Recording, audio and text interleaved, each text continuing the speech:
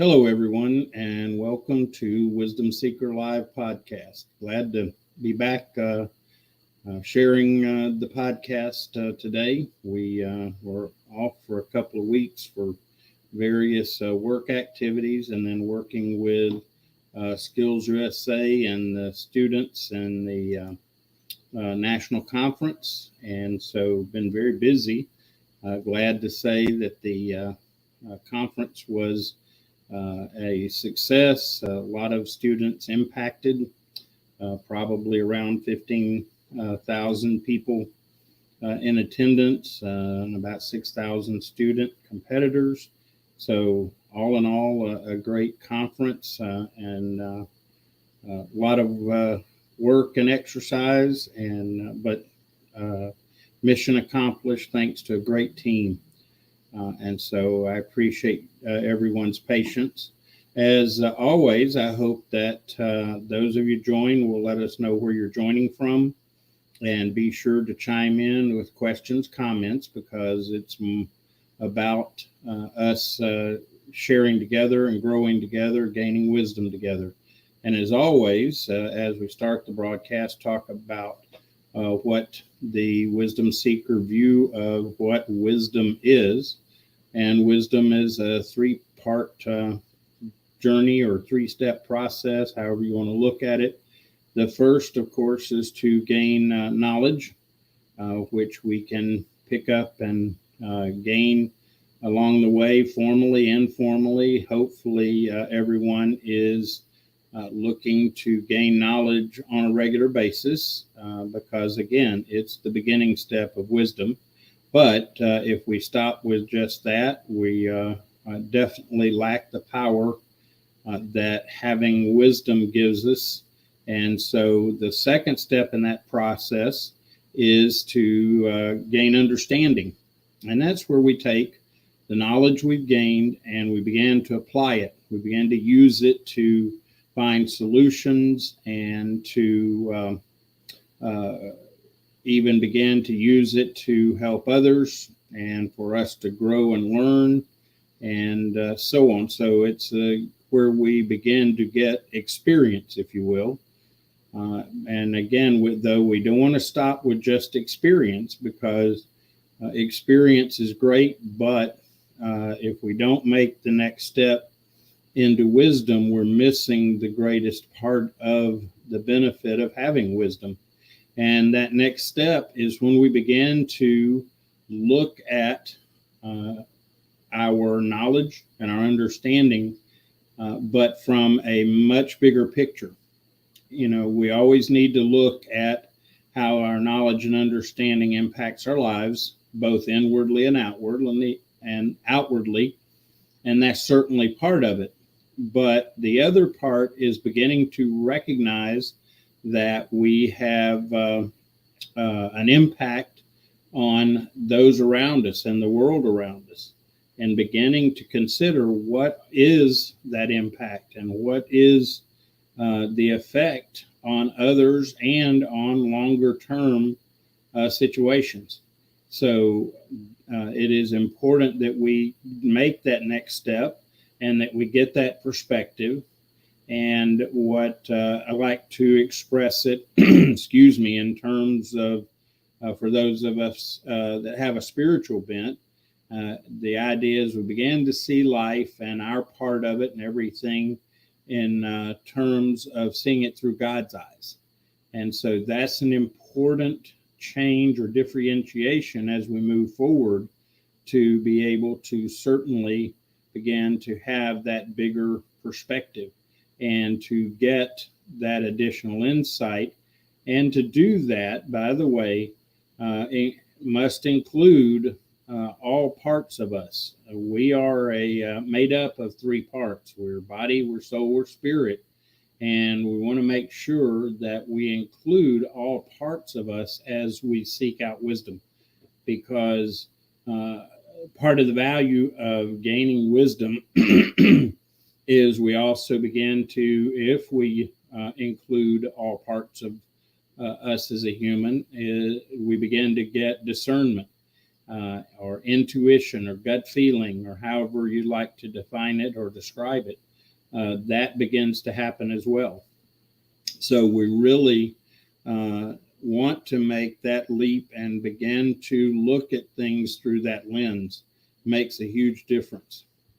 And today, want to talk about the subject of vulnerability and give you a little background as to what brought this to light in mind.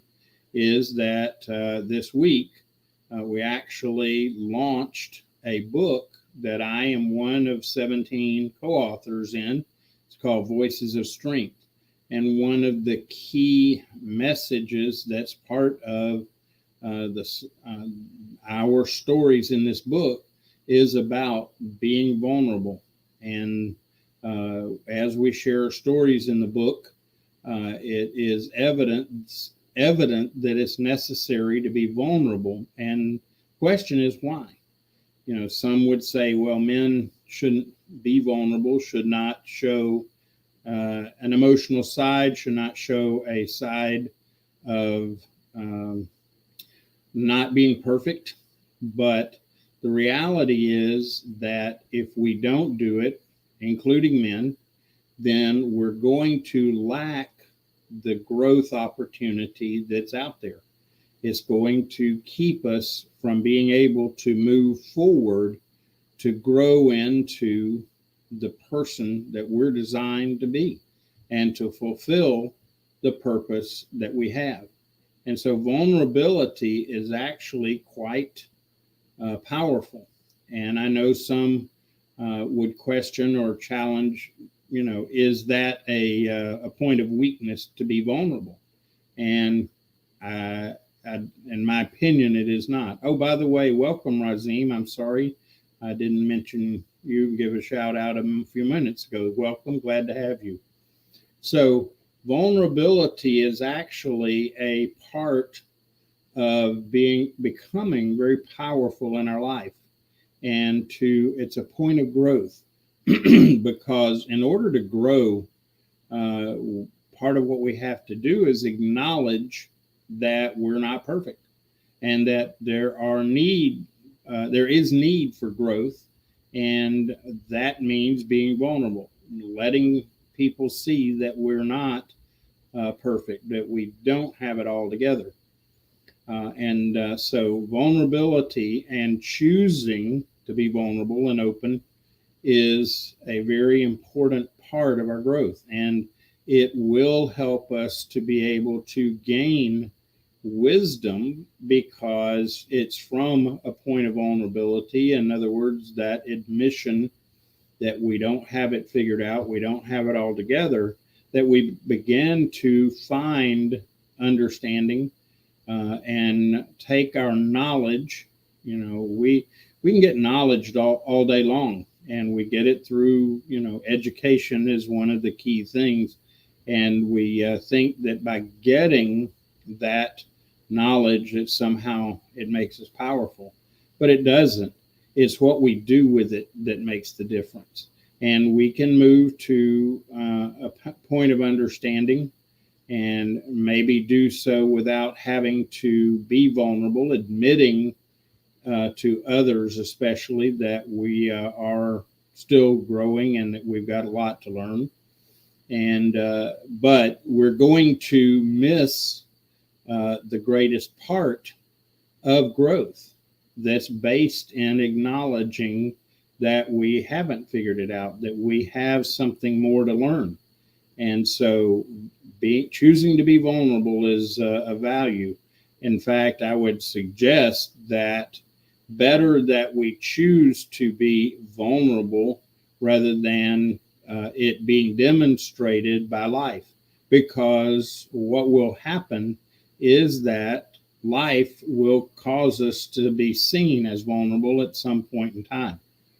And now, please understand, I'm not talking about being a victim and having a victim mentality of, well, I'm always have a problem or whatever. So that's not at all what I'm talking about either.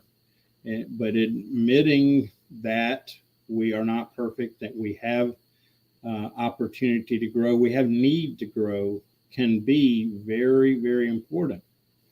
And so I think that one of the obstacles to us being able to be vulnerable is a willingness to accept that our need doesn't make us worth any less, because it is our value is not based in our performance. It's not based in our ability to do or be. That's not at all where our value is. So establishing our value and understanding our value is one of the things that we can do to remove obstacles to having the wisdom to be vulnerable. Welcome, Lydia. Glad to have you with us. I appreciate you being here. So I always am trying to remind people of our value, and that our value is something that is inherent with us as a human being. As a human being, we have great value to a point that our Creator gave it to us, and that we're so valuable that there's been much sacrifice and concern for us by our Creator. And that value is undeniable, and it is something that doesn't change. Interesting, that value is not something that we can earn. We can do all we want to, but we haven't earned our value. That value is inherent with who we are. And that value is something that is there regardless of any performance, anything we do at all. And so really, I hope that you and I can remember that we have that value. And by the way, that value is not something that's given to us or established by other people. It doesn't matter what other people think, say, do. It doesn't change our value at all. And so when we can accept that value as given to us as human beings by our Creator, and just rest in that, let go of trying to prove our value, then the idea of being vulnerable becomes a lot more palatable, or if you will. And so that if we can help establish that we are value and understand it, and not only understand it, but believe it with all of our being, our whole person, to the point that it becomes a conviction. And conviction's an interesting concept, and that the concept of conviction means that you believe it and rely on it to a point that if for some reason it was proven to be wrong, it would be devastating to us. It's that important to us as a conviction. And the good news is, when you have convictions about the right things, the truth, then your risk is minimal. And I will tell you, the principle of our value is not something that is in doubt or in question at all. And the sooner we can accept it and hold on to it and walk it, the greater our opportunity to then move into the potential that comes with that value. Welcome, Sharon. Glad to have you with us. And let me get to some comments. Lydia has a comment and says, appreciation. Oh, I'm sorry. This one. The value is within our inner soul. Yes, our value is our whole being, down to our core. And that is something that we should recognize and accept. And to Lydia's point, part of appreciating, accepting, and living that value is tied up in believing it with every part of our being, not just physically, not mentally and emotionally, but also spiritually, and really holding on to that very tight. And so it's very important that we recognize that, accept it, and move forward with conviction. And Sharon makes a comment, says we have to value ourselves before anyone can value us. Indeed, and people will respond to how we behave and to our attitudes, and that includes when we recognize our value and accept it, others will be more likely to. And again, by recognizing our value, knowing that our value is not challenged by our behaviors or what our outcomes or our production, then we begin to realize the wisdom that we have in being vulnerable and recognizing that we aren't perfect and that we have room to grow and move forward. Welcome, Eunice. Glad to have you with us. And to the point, though, about valuing ourselves for others to value us, there's another component as part of this. And the vulnerability, when we accept it, it puts us in a place where we can recognize and accept other people's vulnerability and their other people's lack of perfection. And as Sharon talked about, that if we value ourselves, we can value others. In the same way, if we accept our own vulnerabilities, then we are more accepting of others as well. And there's a principle, and those of you that have been around Wisdom Seeker at all know that I take principles of wisdom very commonly from Scripture, the Bible. And one of the great commands says that we're to love our neighbor, but it says in there that we're to love our neighbors as ourselves. And as we love who we are made to be, who we're created to be, then we're in a better position to be able to love others and accept others. Part of the reason that we have such a hard time loving and accepting others is that it's a sign that we haven't accepted our value, first off. And that's foundational. Secondly, it's a sign that we don't love and accept who we are created to be. And when we don't accept who we are created to be, it makes it very difficult, if not impossible, to accept others along the way. And so, again, the principle here that we're talking about is to be willing to be vulnerable, not pretend like we've got it all together. And especially as we look out in social media, one of the big problems we encounter is people on social media appearing that they have it figured out, they have it together, that life is all good and perfect and everything is as they want it to be. And if we see people like that, there's a good chance that they're actually covering and they are guarding their vulnerability because they're concerned that if they are vulnerable and admit that life for them is not perfect and they are not perfect, then that their value is going to be diminished by that acknowledgement.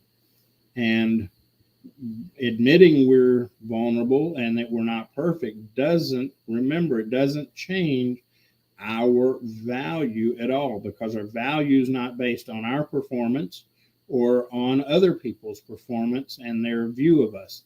So very important that we settle the matter of our value so that we can then be in a good place to be able to move forward, to be vulnerable so that we can then, from our vulnerability, begin to grow and move forward. Let's see here. Welcome, and I hope I pronounce your name correctly, Belong. Glad to have you with us from Ghana. And let's see. We've got Eunice makes a comment, and she says, bringing your true self to anything you do means being vulnerable. It is important to apply wisdom where and whenever necessary. Great share, Kevin. Thank you, Eunice, for that. And yes, if we come honestly and bring ourselves, then we're going to indeed be vulnerable because, again, we're not perfect in what we do and who we are. But that acknowledging that imperfection and acknowledging that we've got room to grow doesn't make us less valuable at all.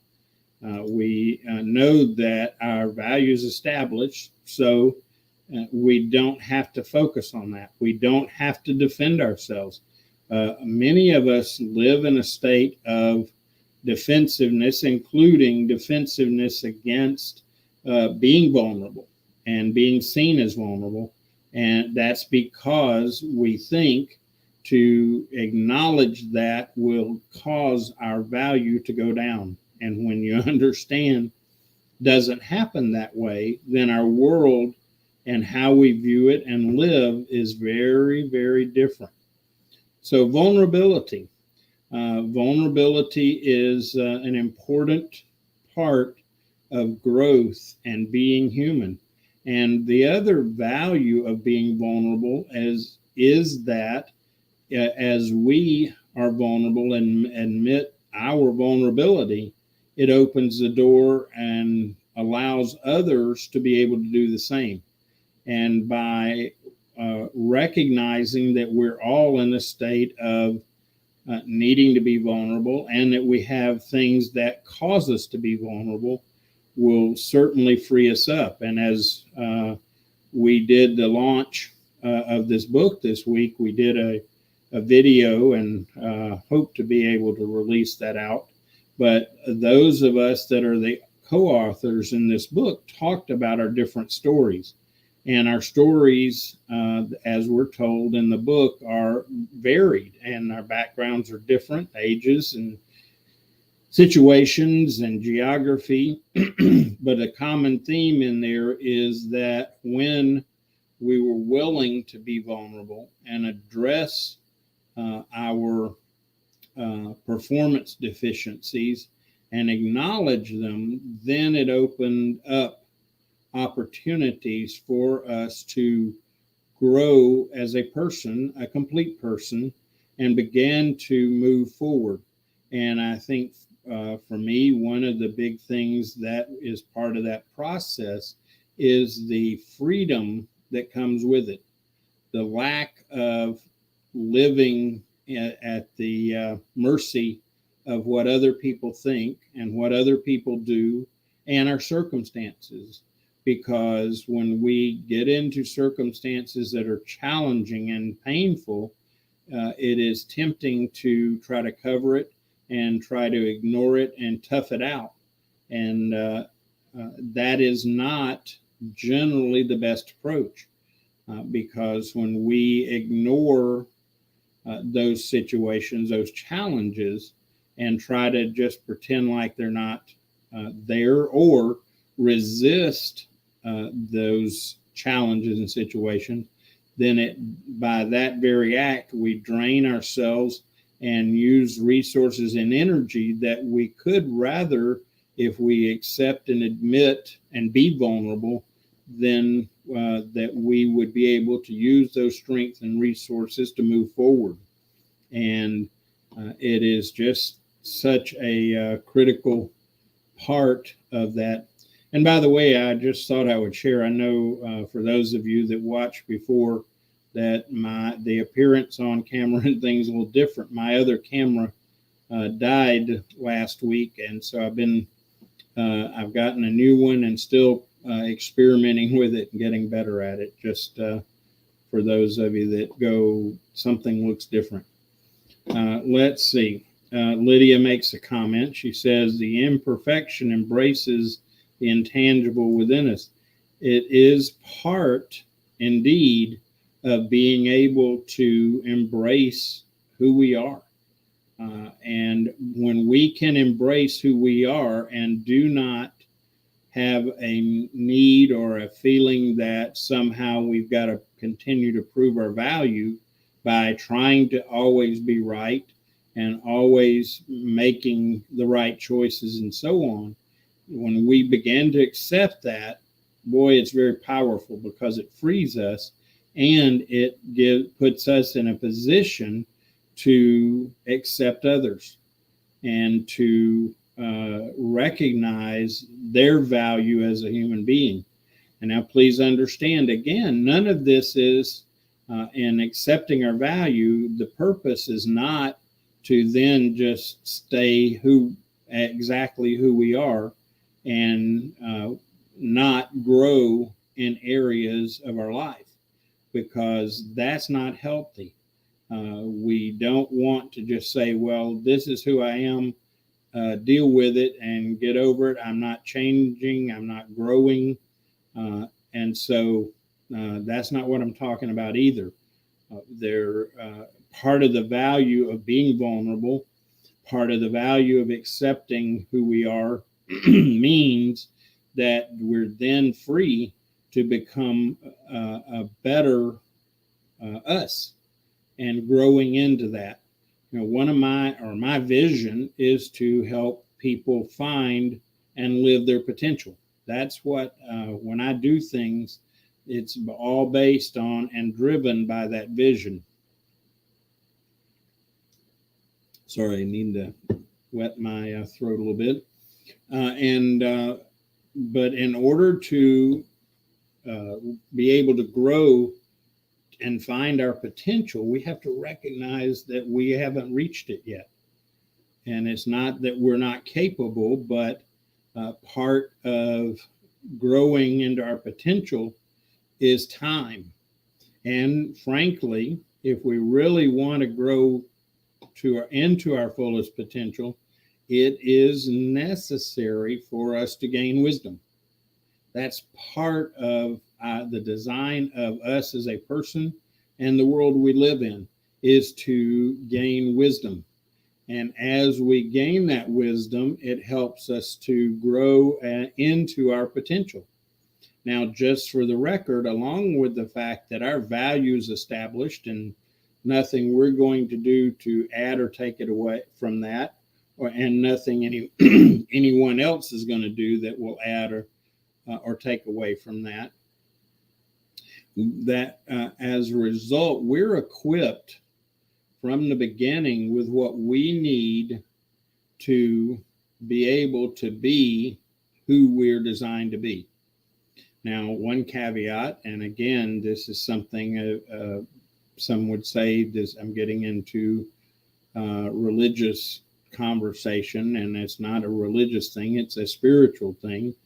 But one of the things that we all need is a renewal in our spirit to be able to really ultimately meet our potential and find our potential. And the terms that we see and that are used in the Bible is living abundantly. And the goal for all of us is to live abundantly. In other words, to live to our potential and to grow into our potential.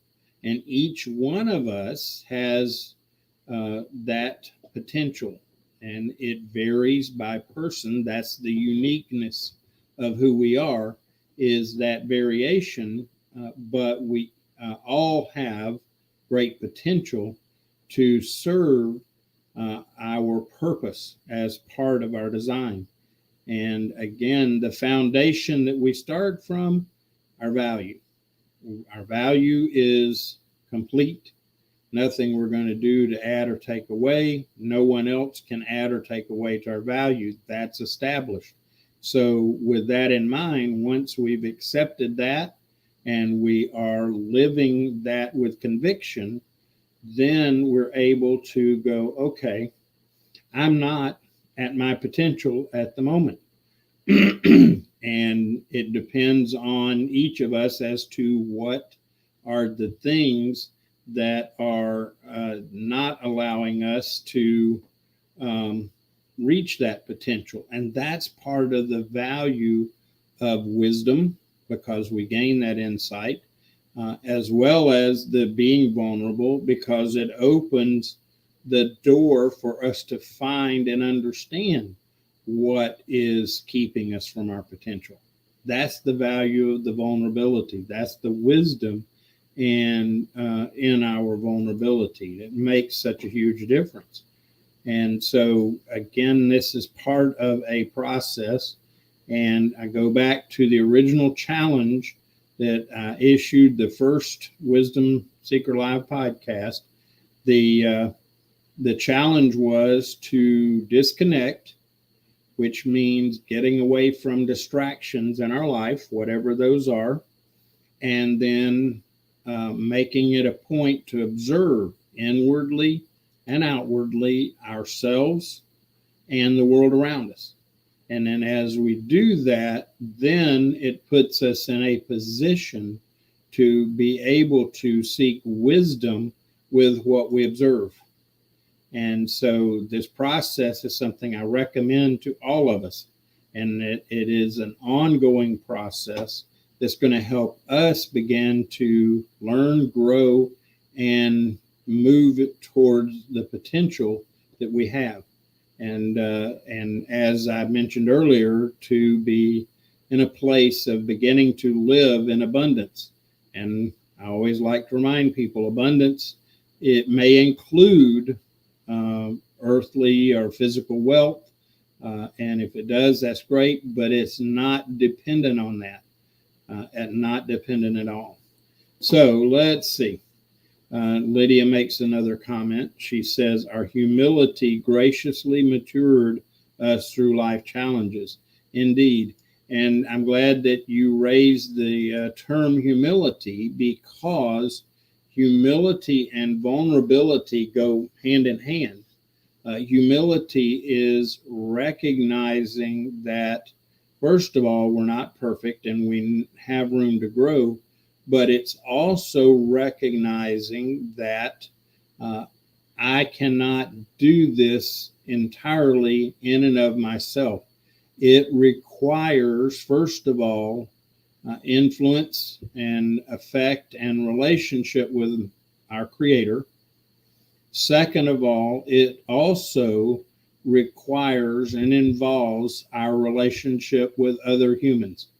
And when we begin to recognize that, then we are, puts us in a position of humility, because we recognize that I alone don't have or cannot become the best that I am by myself. And that it's not about me pulling myself together. It's about me understanding my vulnerability and through humility accepting it, and then becoming dependent primarily on our Creator in that relationship to then grow and become what we are intended to become, and to be what we're intended to be. And what's really interesting is that as we begin to recognize our vulnerability and humbly accept it, it puts us in the best position possible to then really grow. The way I like to put it is to grow forward and to start reaching the potential we have. And what's really great about it is as that becomes our priority, and that becomes our part of our passion, then it really frees us in such a way that our energies are more focused on being that person, and growing into that potential. And see, a lot of what I observe in the world around me and in myself is that we have a lot of people that are, first of all, depending on their own abilities, and they are trying to do this alone and try to do life and overcome challenges alone. And that's a very lonely place. And it's also not a way to get through. See, the value of this book, and it's Voices of Strength, and it's available on Amazon already, and I will also be getting copies. So if anyone's interested in purchasing a copy from me, let me know, and we'll arrange that. And it'll also be a bit cheaper than it is on Amazon. But the idea behind this book is that we each of the 17 authors are sharing from a place of vulnerability for others to be able to identify and to understand that we all struggle and that we are all working towards becoming the best that we can be, but it has to start by being vulnerable. And the power that each of us has as an individual is in that vulnerability, being able to impact the lives of others.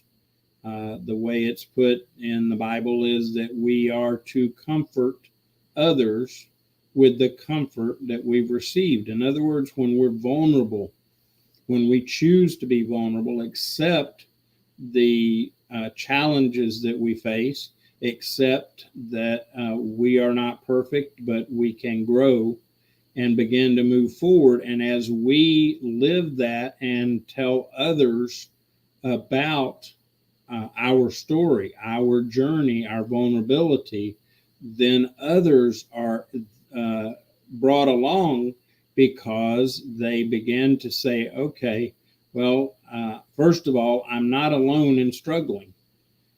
Everyone out here struggles. And the sooner that we acknowledge those struggles and accept them, then the sooner we can look at ways to overcome them. And as we do that, as we grow and overcome, that becomes part of the story that we're able to share with others. Because some of us, especially, and this is a byproduct of age, is that we're further down the road in this journey, in this process of growing into who we are designed to be to fulfill the purpose that we have to be here. And by fulfilling the purpose that we have, we are then growing into our potential. So it's all very well designed by our Creator. And our Creator, one of the defining characteristics of our Creator is the great love that our Creator has for each of us as a human being, and that we are, again, ultimately priceless and valued by our Creator. And so again, as we begin to understand that, accept it, and live in accordance with it, then we are free to begin to move and grow towards our potential. And first step in that process is a willingness to be vulnerable, a willingness to accept where we're at. But as part of that, beginning to acknowledge and accept where we can go as we grow forward. Let's see. Thank you, Lydia. I appreciate your comment and your support. And I always wonder as I look at different topics on Wisdom Seeker, if it's going to be relevant and if it's going to be powerful to influence and affect the lives of others.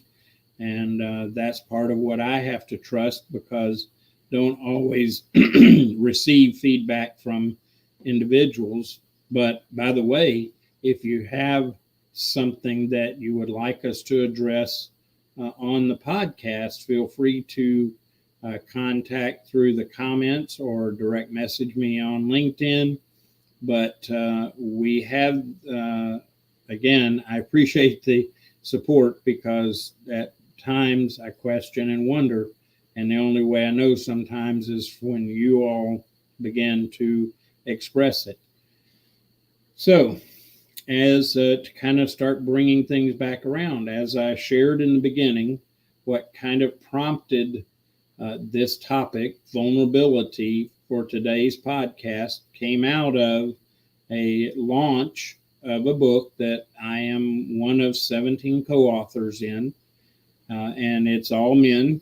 And the thought process in it is that we are all willing to be vulnerable in recognizing that we're not where we need to be and can be, and then begin to look at ways to overcome.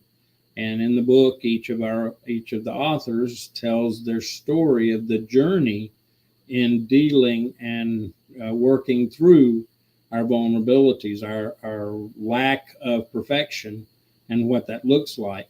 And I will tell you that it involves more than just physical behaviors, and it involves more than just changing of habits. It involves a willingness and a vulnerability to growing at all level and places in our life. And that involves, remember, that we are, as a human being, we are made up of a body, a soul, and a spirit. And in order to really grow, it needs to involve all parts of us. That's when we begin to become healthy as a human being. And that's when we're fully living who we are and what our potential is.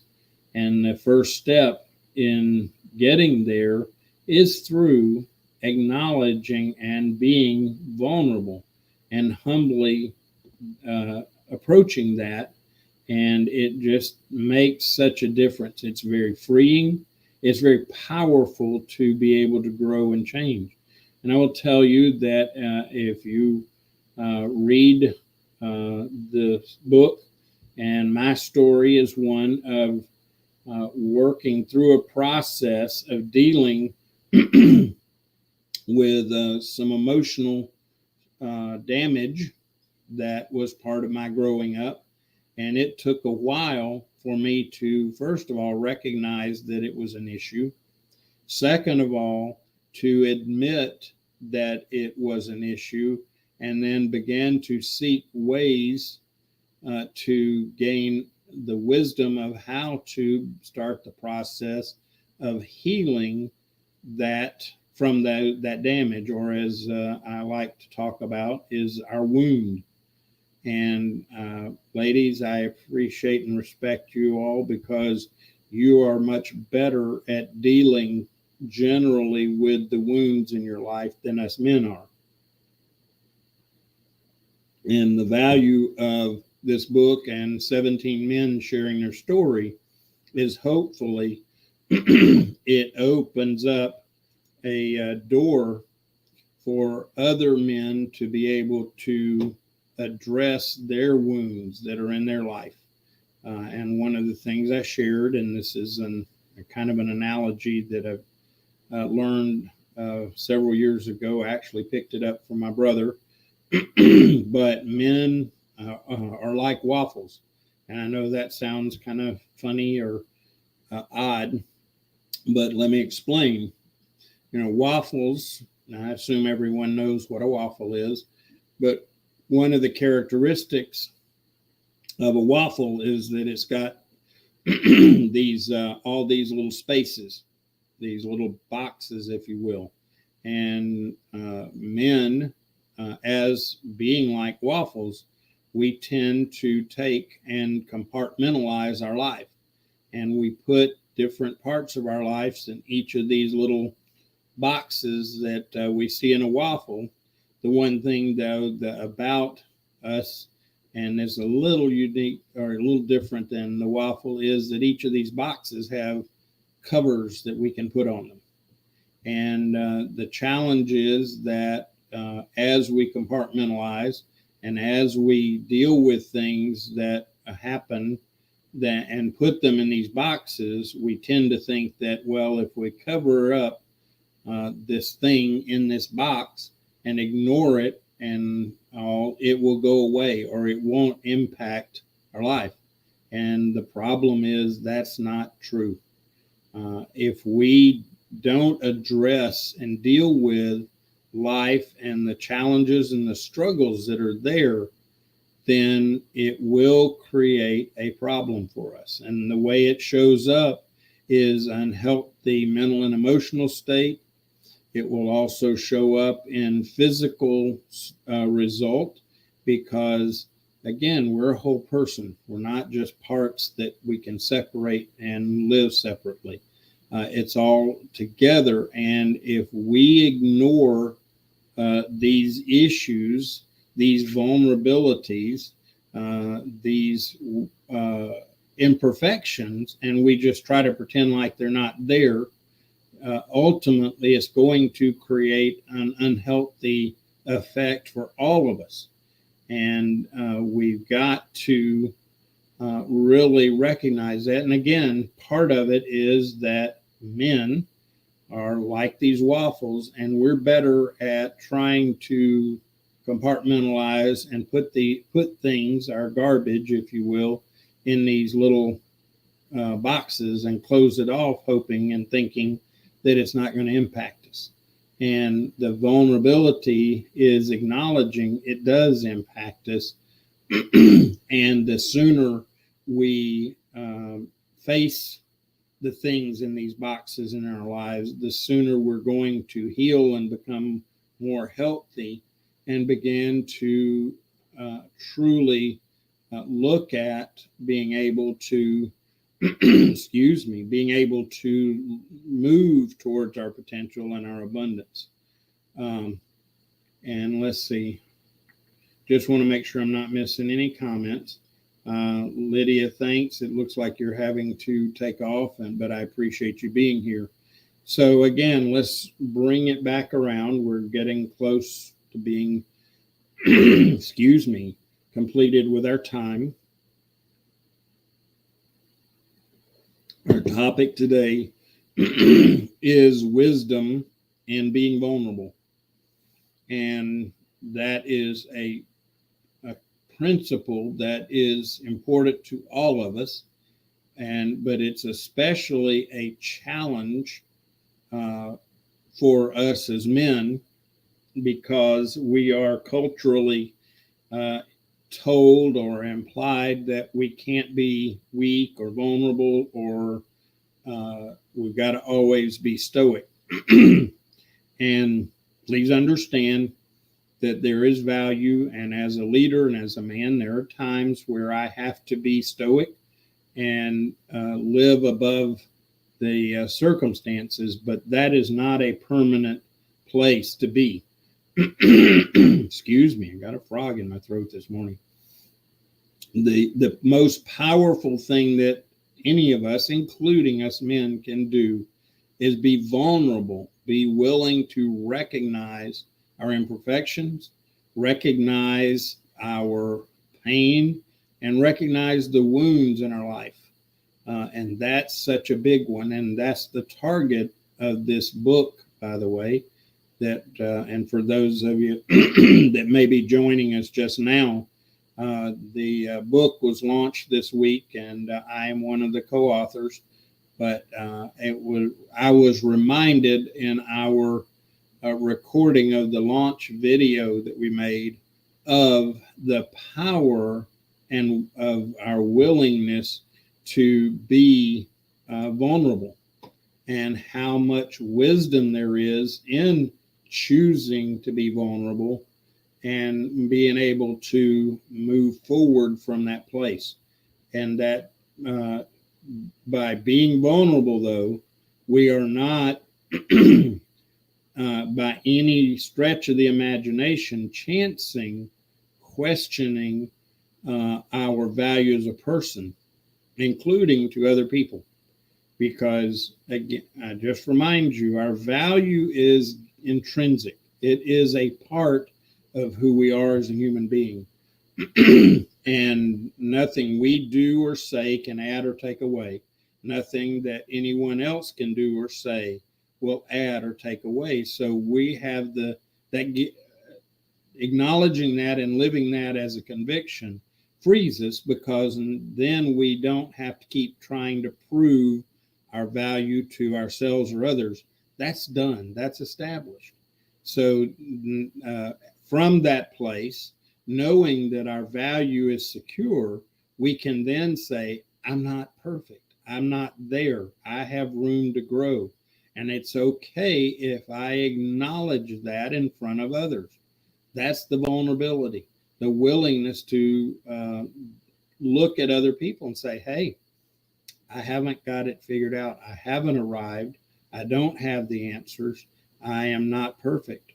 And when we do that, we then open up the opportunity and gain the freedom to begin to overcome our imperfections, overcome our vulnerabilities, so that we can then live more of who we are designed to be and learn to love and accept others in the process.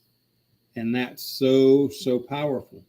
I am very blessed that to this point I have begun to live through a journey process to be able to live without being a slave to trying to constantly prove my value. And as a result, I don't then look to anyone else to give me value. And that gives me a lot of freedom in my relationships, because to look at others and expect them to give us value is putting a lot on the other person that they are not prepared, should not have to do for us, because it's not necessary. Now, what can happen, though, is if we are all willingness to be wise in choosing vulnerability and being humbling, having humility and accepting it, then it frees us then to not only help ourselves, but to help others in this growth, in this process of overcoming the challenges that we are all facing. And we are all facing challenges. It's just that some people want to resist or ignore those challenges. And as a result, not only do you not overcome the life challenges, and in many cases, people will have these situations in their life, and their unwillingness to address them, to be vulnerable about them, will cause us to get stuck. Mentally, emotionally, spiritually even, get stuck in a place. And that will keep us from growing into the potential that we all have. And part of the value that we're given is the great potential that we have. And the opportunity is, once we begin to accept that our value is there, then we can begin to grow into that potential. So we're about out of time. I try to be respectful of our time and your time. So be willing to be vulnerable. There's a lot of wisdom in it. And a good idea is to be around other people who are vulnerable as well, because it's through our shared vulnerability that we can then help each other grow and grow into our potential, which is what we're all needing to do. not just for ourselves, but for others. It's all part of this intelligent design that is part of creation.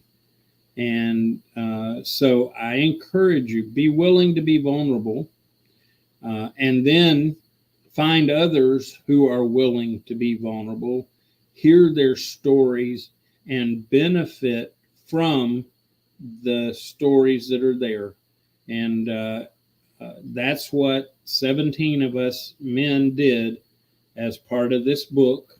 It's called Voices of Strength, and it's our journey from going from maybe what is unfortunately a stereotypical view of how men act and what they should do.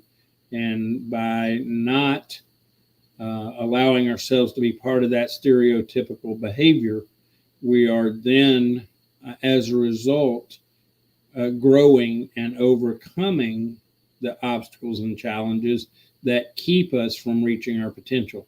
So, is there wisdom in vulnerability? By all means. And the sooner that we can be willing to be vulnerable, because remember, being vulnerable does not affect our value as a human. That's established. What it does, though, is recognizes that we are not perfect and that we have room to grow and begin to seek and understand and gain wisdom about how we can grow. And it also opens the door that other people are part of this struggle with us.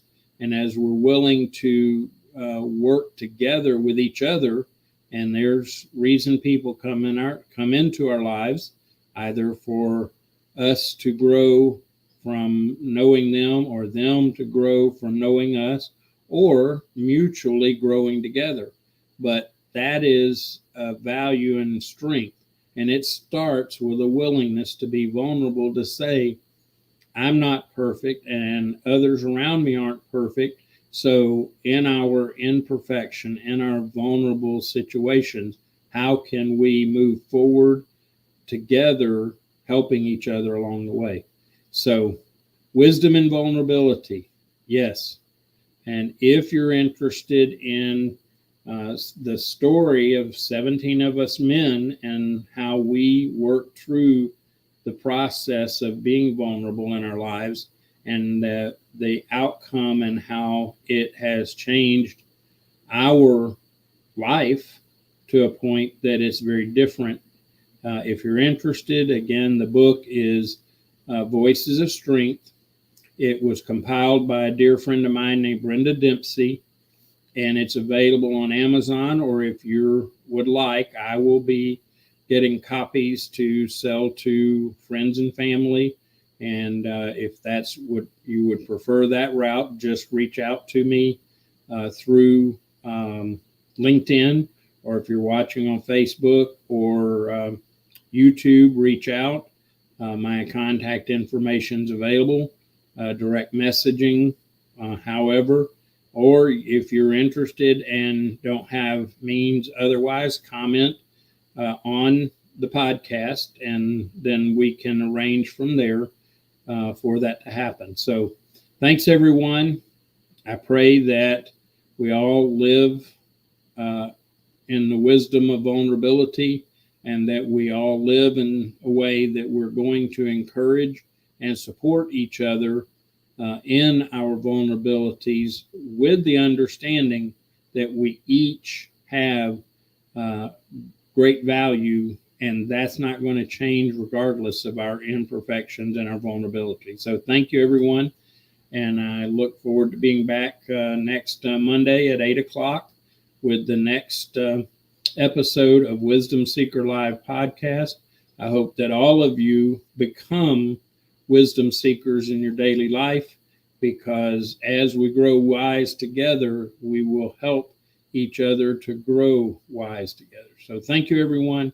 God bless. Have a great week, and we will see you next Monday at 8 a.m. Eastern Time. Thank you.